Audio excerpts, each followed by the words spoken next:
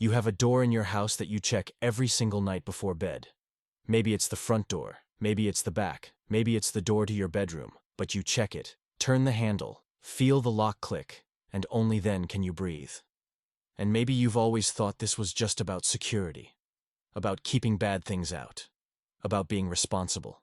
But what if I told you that this simple act, this nightly ritual of checking a door handle, is actually your nervous system trying to tell you something much deeper about how you move through the world? Because the truth is, when you obsessively check locks, when you need to verify that things are secure over and over again, you're not just protecting your physical space. You're trying to create a sense of control in a world that once felt wildly, terrifyingly out of control. And this is just one of 50 psychological truths about human behavior that most people never stop to examine. But once you see them, you can't unsee them. These aren't just fun facts to share at parties. These are windows into the human soul, into why we do what we do, why we love who we love, why we hurt the way we hurt. And by the end of this, you're going to understand yourself and everyone around you in a completely different way. Let's start with that door handle, because it matters. When someone repeatedly checks locks, handles, windows, it's often a sign of hypervigilance, a nervous system that learned early on that the world isn't safe unless you're constantly monitoring it. Maybe you grew up in a home where you never knew what mood you'd come home to. Maybe there was chaos, unpredictability. Maybe you learned that the only way to feel safe was to control everything you possibly could. And now, decades later, you're still checking that door handle, still trying to lock out the danger that lives in your memory, not in your hallway. This compulsion isn't about the door. It's about the child inside you who never felt protected, who had to become their own protector, who learned that safety is something you create through vigilance, not something you can ever truly relax into. And here's the thing. When you understand this about yourself, when you see that checking the lock isn't keeping you safe but keeping you trapped in a pattern of fear, you can start to ask yourself what you're really afraid of. What are you trying to keep out? And more importantly, what would it feel like to trust that you're safe even without checking? Now let's talk about ghosts in dreams, because this one stops people in their tracks. If you see a ghost in your dreams, if you have recurring dreams about spirits, shadowy figures, presences you can't quite see but can feel, you're not being haunted by the supernatural. You're being haunted by the parts of yourself you've disowned. Carl Jung called this the shadow, the aspects of our personality that we've rejected, repressed, hidden away because they didn't fit the image we needed to project to survive. Maybe you had to be the good child, so you pushed down your anger. Maybe you had to be strong, so you buried your vulnerability. Maybe you had to be rational, so you disconnected from your intuition. And now those disowned parts are showing up in your dreams as ghosts, as figures in the mist, trying desperately to get your attention. Because here's what most people don't understand about dreams. They're not random. They're not meaningless. They're your unconscious mind's way of processing what your conscious mind refuses to face. When you see a ghost in your dream, it's your psyche saying, look at what you've left behind. Look at what you've tried to forget. Look at the parts of yourself that you need to integrate if you ever want to feel whole. And the scariest part is, these ghosts don't go away just because you ignore them. They get louder. They show up in your waking life as anxiety, as depression, as patterns you can't break, as relationships that repeat the same painful dynamics over and over. The only way to make peace with the ghosts is to turn around and face them, to invite those disowned parts back into your consciousness, to say, I see you, I accept you, you belong here too. Here's something you've probably noticed but never put words to. If someone laughs loudly, really loudly, the kind of laugh that fills a room and demands attention, they're often hiding profound sadness. This is the psychology of overcompensation, and it's everywhere once you start looking for it. The loudest person in the room is frequently the one who feels the most invisible. The person who's always joking, always performing, always making sure everyone else is comfortable, is often the one who's drowning inside. Because when you grow up feeling like your pain doesn't matter, like your sadness is too much for others to handle, you learn to put on a mask. You become the entertainer, the life of the party, the one everyone can count on for a good time. And the mask works so well that eventually even you forget it's there. You start to believe that this loud, funny, always-on version of yourself is who you really are. But the truth is, that laugh, that constant need to fill silence with noise, is a defense mechanism. It's a way of saying, don't look too close. Don't ask how I really am. Don't make me sit with the heaviness I carry every single day. And the tragedy is that the people around them rarely see through it because the performance is so convincing. But if you pay attention, if you watch closely, you'll notice that the loudest laugh often doesn't reach the eyes. You'll see the moments between jokes when the mask slips and something raw and hurting flashes across their face before they cover it up again. And if you're that person, if you're reading this and recognizing yourself in these words, I want you to know that it's okay to stop performing. It's okay to let people see the sadness underneath. Real connection doesn't happen through laughter alone. It happens when we're brave enough to show the parts of ourselves we've been taught to hide. And speaking of connection, if someone looks at your lips while you're talking, they're not just listening to your words. They're thinking about kissing you. This is one of those psychological tells that happens completely unconsciously. When we're attracted to someone, when we're drawn to them romantically or sexually, our eyes naturally drift to their mouth. It's not a conscious decision. It's our brain and body betraying what we might be trying to hide. Because the lips are one of the most intimate, sensual parts of the body.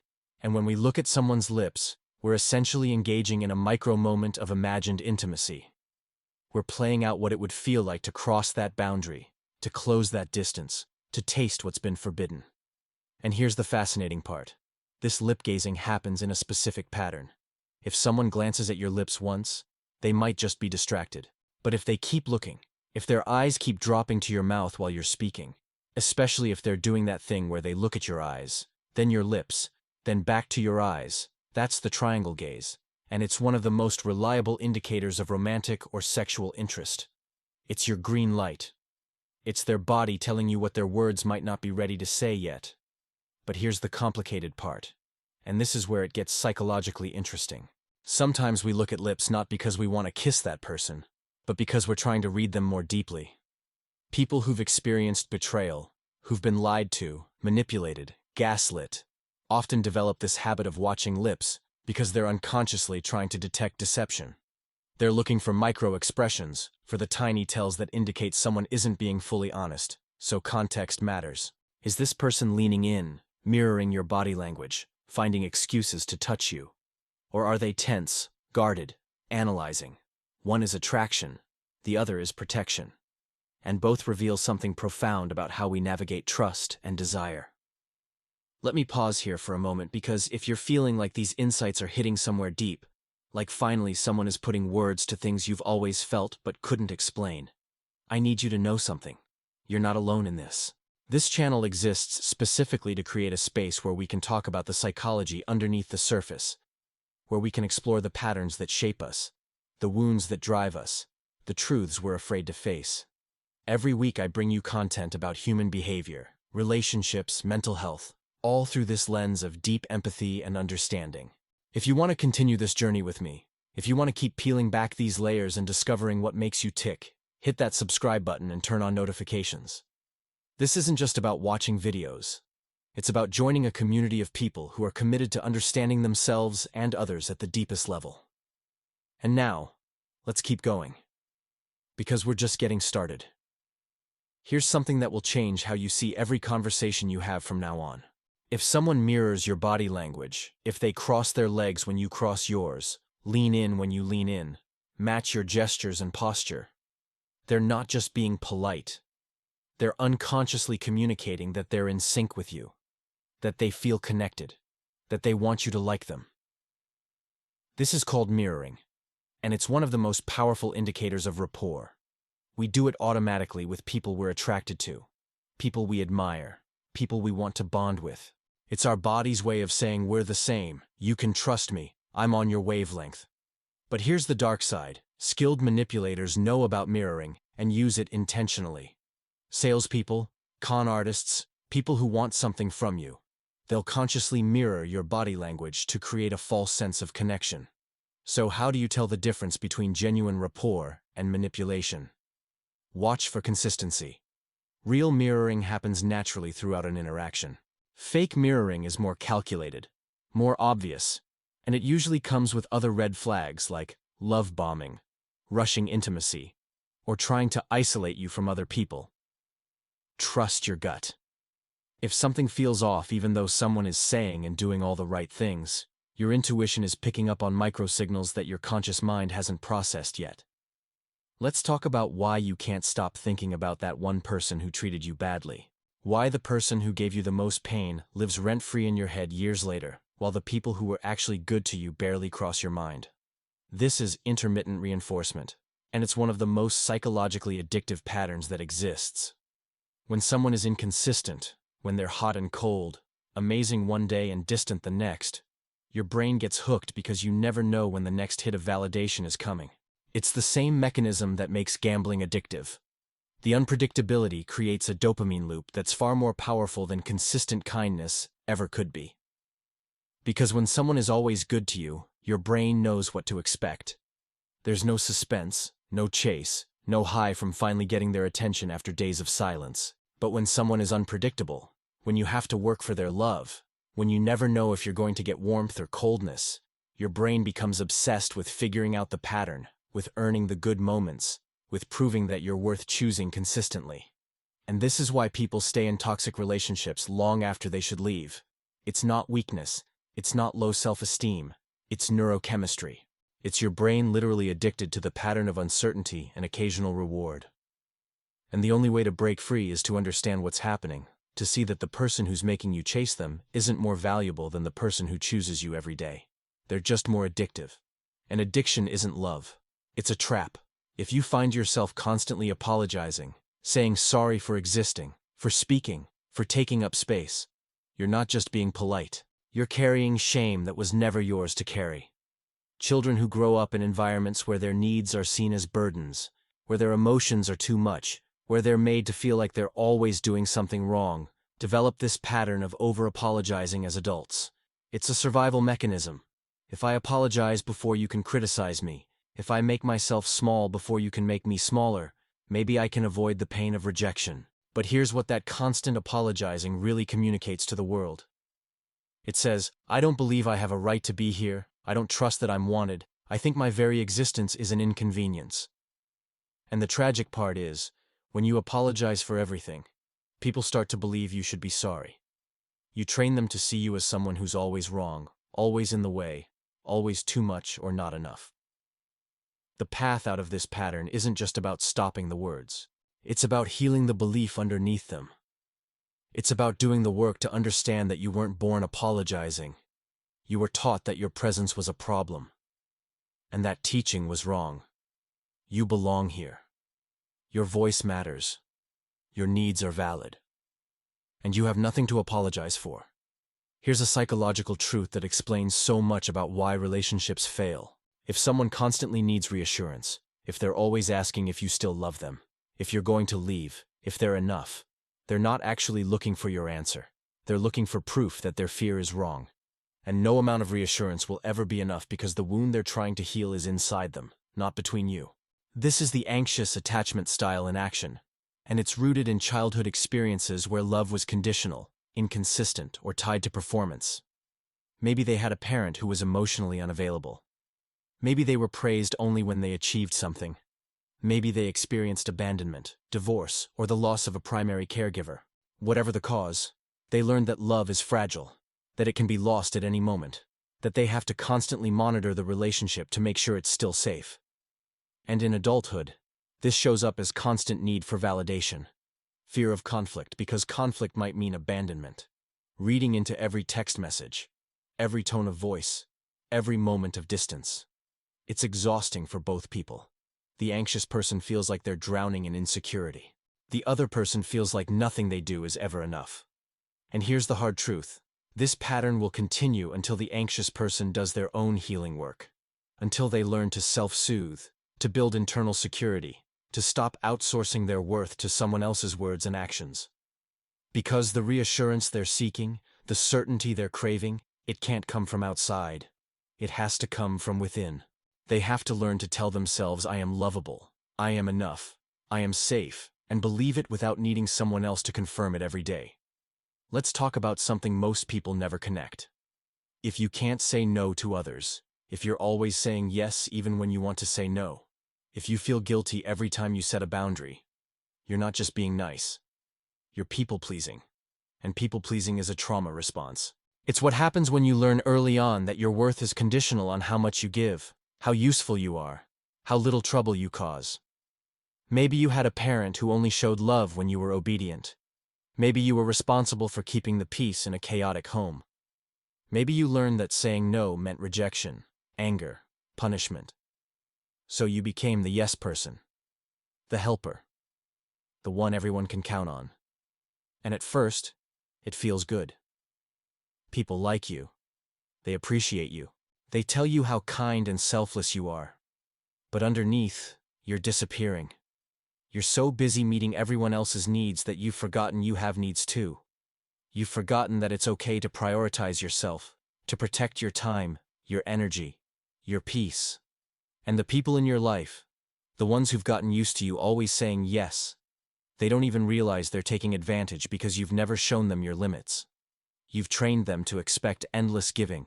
And now, the thought of setting a boundary feels impossible because you're terrified of disappointing them, of being seen as selfish, of losing their approval. But here's the truth that will set you free. People who truly love you will respect your boundaries. People who get angry when you set limits were never respecting you in the first place. They were using you. And you deserve relationships where your no is honored just as much as your yes. If someone talks about their ex constantly, whether it's with anger or nostalgia, they're not over them. This seems obvious, but so many people miss it. They think if their new partner is bad-mouthing their ex, that means they've moved on. But the opposite is true. Whether someone is idealizing their ex or villainizing them, if that person still occupies significant mental and emotional real estate, they're still energetically attached. Because true healing from a past relationship doesn't look like constant talking about what went wrong or what was so great. It looks like indifference. It looks like being able to mention them casually without charge, without that edge in their voice, without needing to justify why the relationship ended. When someone is truly over an ex, that person becomes a neutral part of their history, not the main character in their current story. So if you're dating someone who can't stop bringing up their ex, who compares you to them, who seems to still be processing that relationship in real time, understand that you're essentially in a triangle. You, them, and the ghost of a relationship they haven't released. And no matter how great you are, no matter how much you do, you can't compete with a ghost. You can't win against an unresolved past. The only healthy move is to tell them you're not interested in being part of their healing process, that they need to fully close that chapter before they can open a new one with you. Here's something about anger that most people misunderstand. If someone gets disproportionately angry over small things, if they explode over a minor inconvenience, if their rage seems way bigger than the situation warrants, they're not actually angry about what just happened. They're angry about something much deeper, much older, much more painful. And whatever just happened, the traffic, the spilled coffee, the forgotten errand, that's just the trigger, not the source. This is called displaced anger, and it's how unprocessed emotions from the past leak into the present. Maybe they're carrying rage at a parent who never protected them. Maybe they're furious at themselves for staying in a situation they should have left years ago. Maybe they're holding grief, betrayal, shame. And it's all coming out as anger because anger feels safer than vulnerability. Anger gives us the illusion of power. It makes us feel like we're in control. But underneath, most anger is hurt. Underneath the rage is a wound that never got to heal. And if you're in a relationship with someone like this, someone whose anger feels scary and unpredictable, you need to understand that this isn't about you, but it's also not your job to fix. They need to do their own work to understand where this rage is really coming from. And if you're that person, if you recognize yourself in these words, I want you to ask yourself, what am I really angry about? What am I really afraid to feel? Because when you can get underneath the anger, when you can touch the hurt that's driving it, that's when real healing becomes possible. Let's talk about why you keep attracting the same type of person in different bodies. Why every relationship feels like a rerun of the last one with minor variations. This isn't bad luck. This isn't coincidence. This is repetition compulsion, and it's one of the most powerful forces in human psychology. Your unconscious mind is trying to heal an old wound by recreating the original situation, in the hope that this time, you'll get a different outcome. So if you had a parent who was emotionally unavailable, you'll keep choosing partners who are emotionally unavailable. Because part of you believes that if you can finally make this person open up, if you can finally earn their consistent love, you'll heal the childhood wound of not being enough for your parent. But here's the cruel truth. You can't heal an old wound with a new person. You're not actually trying to fix the relationship in front of you. You're trying to go back in time and fix what happened to the child you were. And it doesn't work. It never works. Because the emotionally unavailable partner you're with now isn't your parent. Making them love you won't change what happened back then.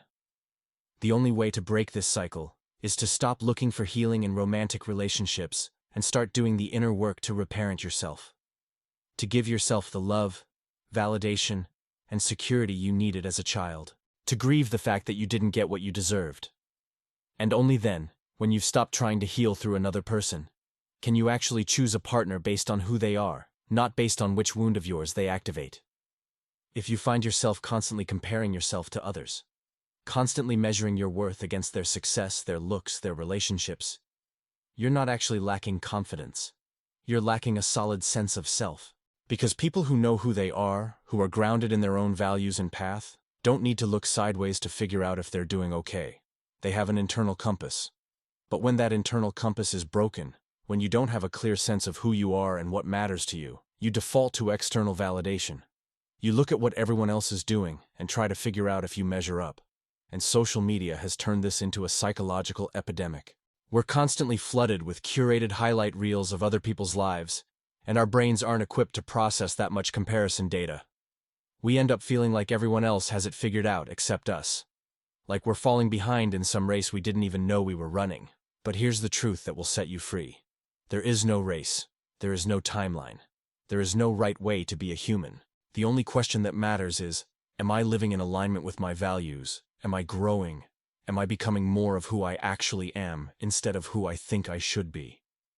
And when you can answer yes to that, when you can stop looking at other people's lives as a referendum on your own, you'll finally experience the kind of peace that doesn't depend on being better than anyone else. Now let me ask you something directly, and I want you to really think about this. Do you ever feel like you're living your life on autopilot, like you're going through the motions but not actually present, like there's a disconnect between who you are and who you're pretending to be? If the answer is yes, I want you to leave a comment right now. It can be something simple like I feel disconnected from myself, because when you put that into words, when you acknowledge it publicly, even in this small way, you're taking the first step toward reconnecting. And I want you to know that I read every single comment. This isn't just a video to me. This is a conversation. This is a community of people who are brave enough to look at themselves honestly and do the work to heal. So go ahead, comment, and then let's keep going because we have so much more to uncover. Here's something that will change how you see your own emotions. If you find yourself crying during movies or commercials or songs, but you rarely cry about your own life, you're not emotional. You're emotionally constipated. Those tears you shed for fictional characters, those are the tears you haven't let yourself cry for yourself. Because it feels safer to cry for someone else's pain than to acknowledge your own. It gives you permission to feel without having to confront what's actually hurting you. This is a common pattern in people who were taught that their emotions were too much, that crying was weakness, that they needed to hold it together. So they learned to dissociate from their own pain, to keep it locked away where it can't threaten their carefully constructed composure. But the emotions don't disappear just because you don't feel them. They find other outlets. They come out sideways. You cry at movies.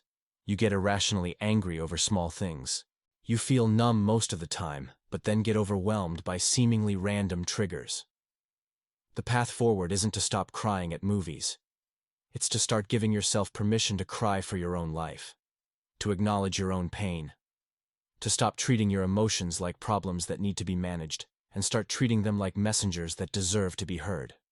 Let's talk about the psychology of attraction, specifically why we're often attracted to people who are bad for us.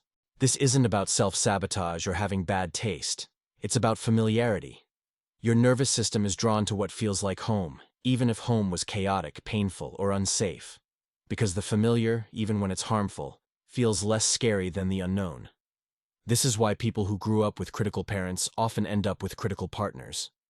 Why people from homes with addiction often partner with addicts. Why people who experienced emotional neglect seek out people who are emotionally distant. It's not that you're actively choosing pain.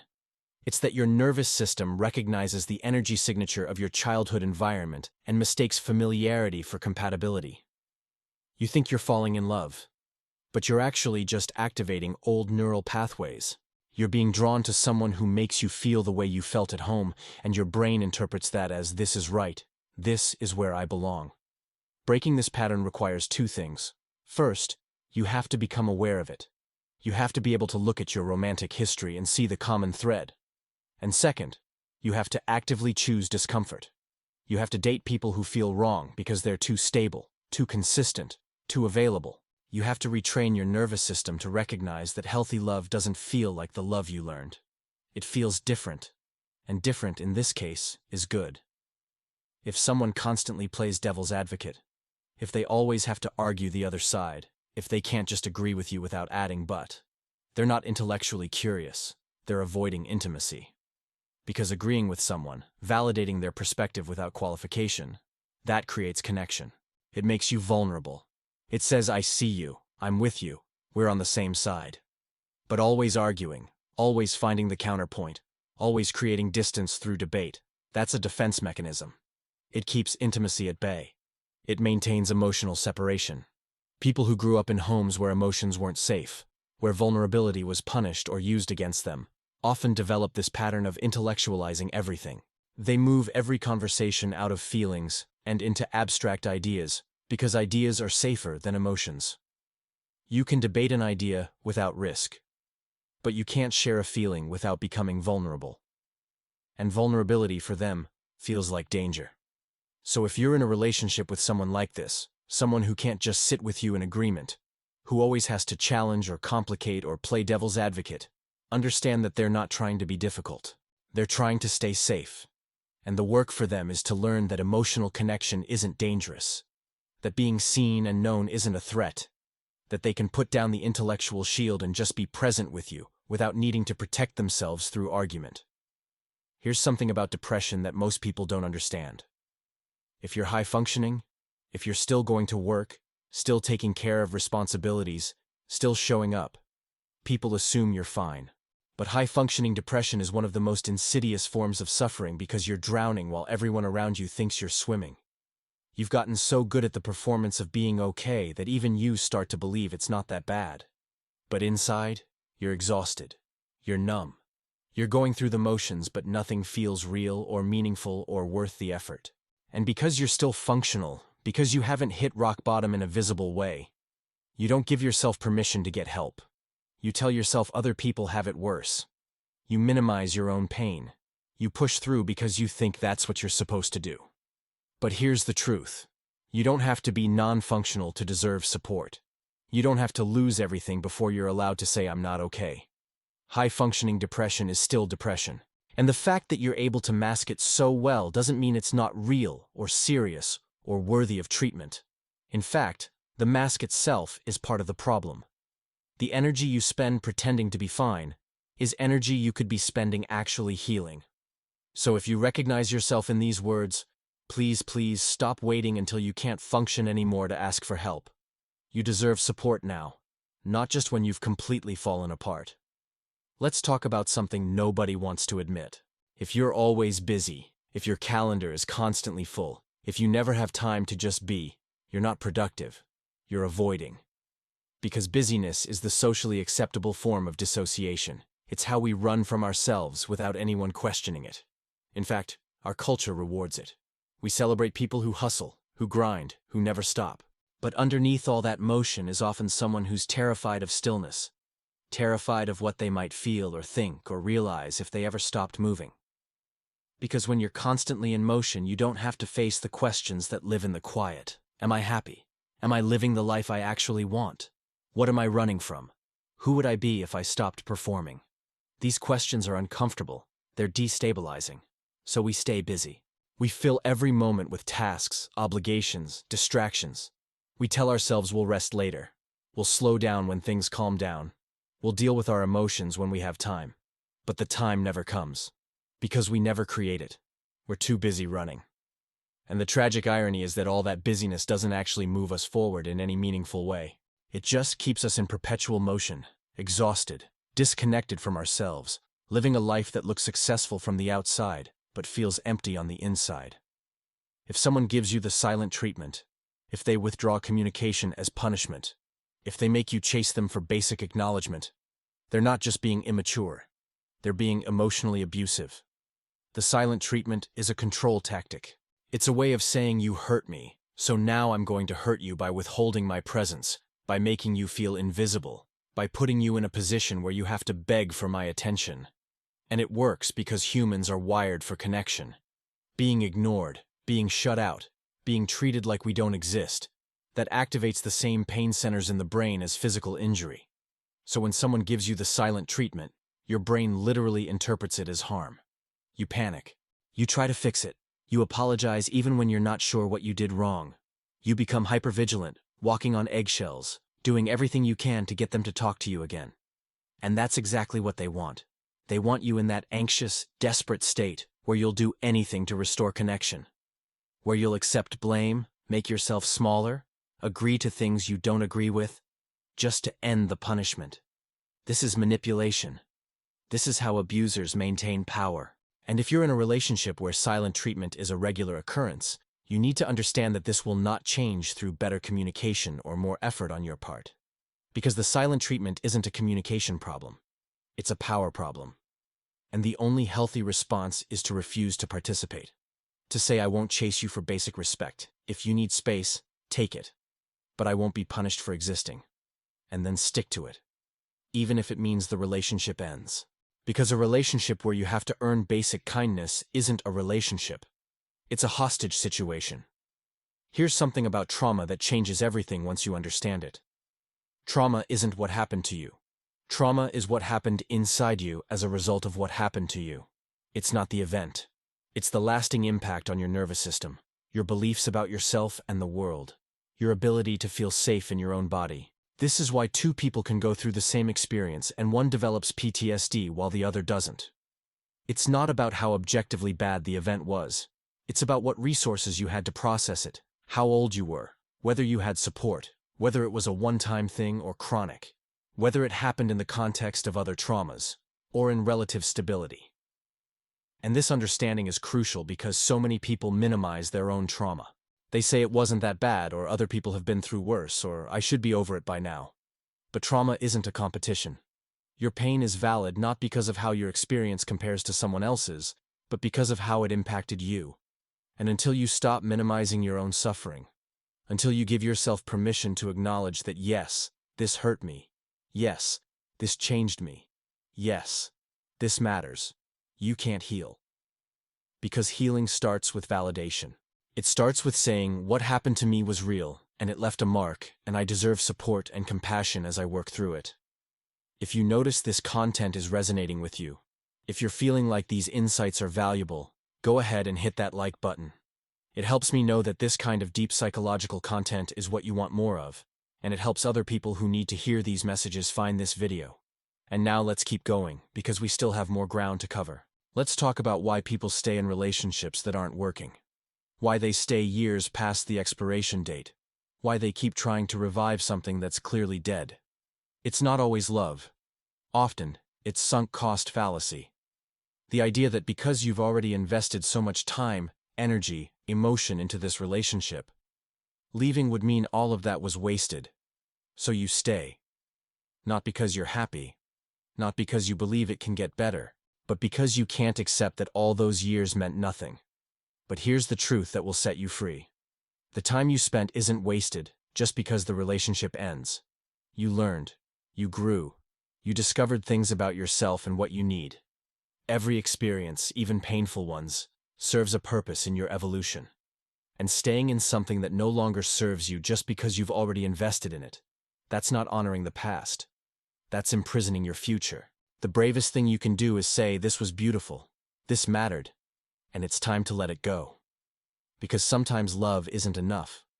Sometimes two people can care about each other deeply and still not be right for each other. And recognizing that, having the courage to walk away even when there's still love, that's not failure. That's wisdom. That's choosing yourself. That's saying, I deserve more than just history, I deserve happiness. Here's something about boundaries that most people get wrong. Setting a boundary isn't about controlling the other person's behavior. It's about deciding what you will and won't accept in your own life and following through with consequences. A boundary isn't, I need you to stop yelling at me. That's a request. A boundary is when you yell at me. I leave the room or I will not continue this relationship if yelling is part of our dynamic. You see the difference. One is asking the other person to change, the other is changing what you're willing to participate in. Because you can't control anyone but yourself. You can't make someone respect your boundaries, but you can decide what you'll do when they don't. And this is where most people struggle, not with setting boundaries, but with enforcing them. They say this is my boundary, and then they don't follow through when it's crossed because they're afraid of conflict, afraid of being seen as difficult, afraid of losing the relationship. But here's the thing, a boundary without enforcement isn't a boundary, it's a suggestion. And people will respect your boundaries only to the extent that you respect them yourself. If you say this is unacceptable and then accept it anyway, you're teaching people that your words don't mean anything, that they can cross your lines without consequences. And the relationship dynamic becomes about them learning how much they can get away with, rather than both people respecting each other's needs.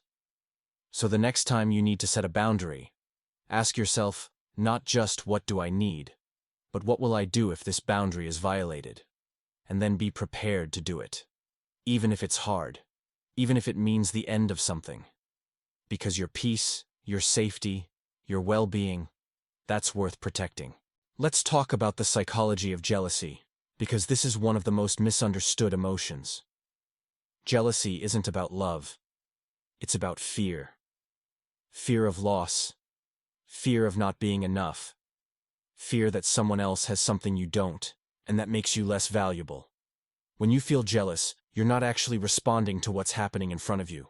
You're responding to a story you're telling yourself about what it means. Your partner talks to someone attractive and your brain immediately jumps to they're going to leave me. I'm not enough. They're going to realize they can do better. But those thoughts aren't facts. They're projections of your insecurity. And here's the part that's hard to hear. Your jealousy is your responsibility, not your partner's. Because you can't ask someone to manage your insecurities by restricting their behavior. You can't say don't talk to other people, don't have friends of the gender you're attracted to, don't do anything that makes me feel threatened. That's not love, that's control. And it doesn't work because even if they follow all your rules, you'll still be insecure. You'll still be afraid, because the problem isn't their behavior. The problem is the belief inside you that you're not enough to be chosen, that love is conditional, that if someone has access to other options, they'll automatically pick someone else. And the only way to heal jealousy is to heal that belief. To build internal security. To know that you're worthy of love not because you're better than everyone else, but because you're you. And when you have that, when you truly believe you're enough, other people stop feeling like threats. Because you know that if someone chooses to leave, it's not a statement about your worth. It's just information about compatibility. And that knowledge, that internal security, that's the only thing that will ever set you free from jealousy. If someone consistently makes you feel like you're too much, too sensitive, too emotional, too needy, walk away. Because the right person won't make you feel like your needs are burdens. They'll make you feel like caring for you is a privilege. And I need you to understand this deeply. You're not too much. You just haven't found your people yet. You're expressing normal human needs for connection, validation, reassurance, and the people who make you feel bad for having those needs, they're not your people.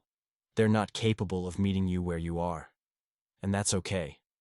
Not everyone has the emotional capacity for depth, for vulnerability, for the kind of intimacy that requires showing up fully. But that doesn't mean you need to shrink yourself to fit into their limitations.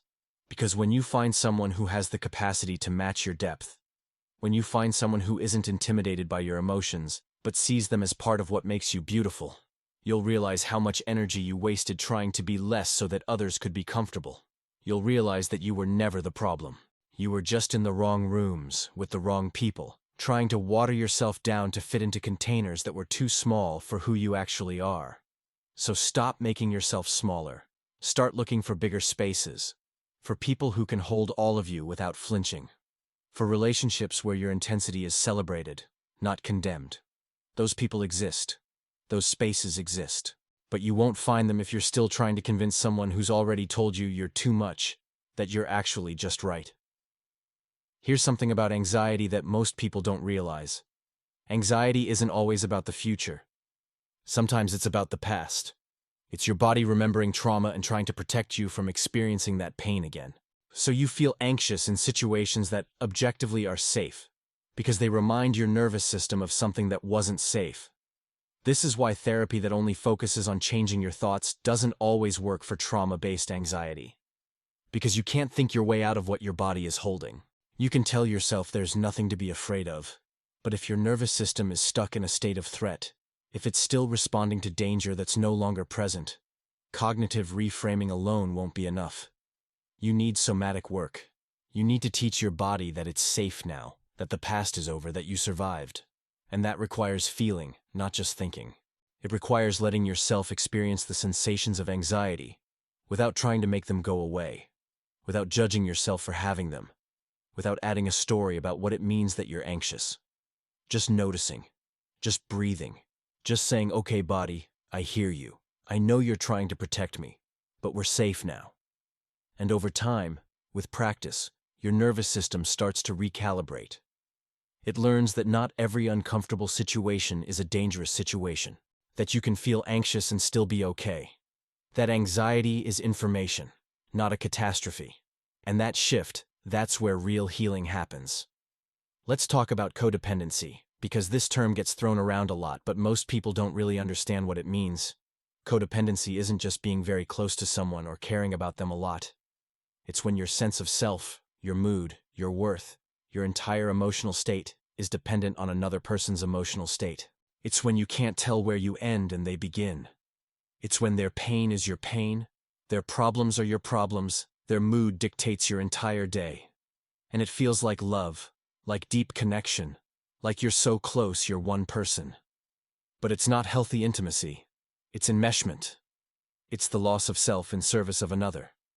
Codependency usually develops in childhood when you had to be hyper-attuned to a parent's emotions for your own survival. Maybe you had an alcoholic parent and you learned to read their mood to know if you were safe. Maybe you had a depressed parent and you became their emotional support. Maybe you were parentified, made responsible for siblings or even for the adults themselves. So you learned that your value comes from taking care of others, from managing their emotions, from making yourself indispensable. And now in adult relationships, you do the same thing. You make yourself the fixer, the caretaker, the one who sacrifices everything to keep the other person okay. But here's what you lose in the process: yourself, your own needs, your own dreams, your own identity outside of this role you've taken on. And the relationship becomes suffocating. Not because there's too much love, but because there's no space for two separate people. There's only the merged entity, and one person, usually you, is disappearing into it. Breaking codependency doesn't mean ending the relationship. It means finding yourself within it.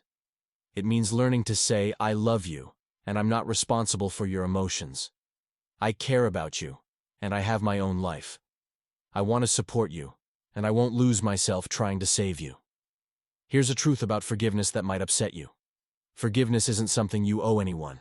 You don't have to forgive people who hurt you just because it's been a certain amount of time, or because they apologized, or because other people think you should.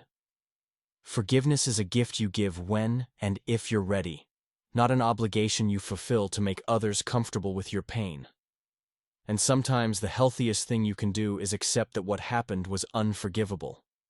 That doesn't mean you're bitter or stuck or holding a grudge. It means you're honoring the severity of what was done to you. It means you're refusing to minimize your own suffering just to make reconciliation easier. Because our culture has this toxic idea that forgiveness is always the higher path, that holding on to anger or hurt means you're not healing. But that's not true. Sometimes healing looks like saying, I will never forgive you for what you did, and I'm at peace with that. Sometimes healing looks like acceptance without reconciliation. I accept that this happened. I accept that you're not capable of the accountability or change I would need to forgive. And I'm moving forward anyway. Not because I've forgiven, but because I've decided you don't get any more of my energy. That's powerful. That's freedom. And it doesn't require forgiveness at all. So where does all of this leave us? After walking through 50 psychological truths about human behavior, relationships, the patterns that shape us, and the wounds that drive us, what's the takeaway? Here's what I want you to understand. Everything you do, every pattern you repeat, every person you choose, every way you protect yourself, it all makes sense. It all comes from somewhere. You're not broken. You're not damaged beyond repair. You're a human being who learned to survive in whatever environment you were given, and those survival strategies, they worked. They got you here. But here's the thing about survival strategies.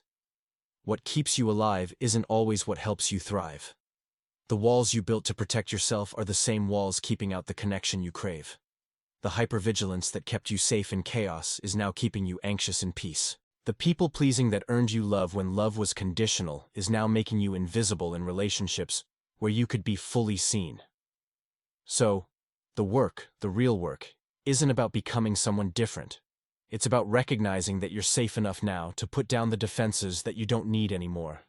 It's about honoring what those patterns did for you, while also acknowledging that they're not serving you anymore. And that's hard work.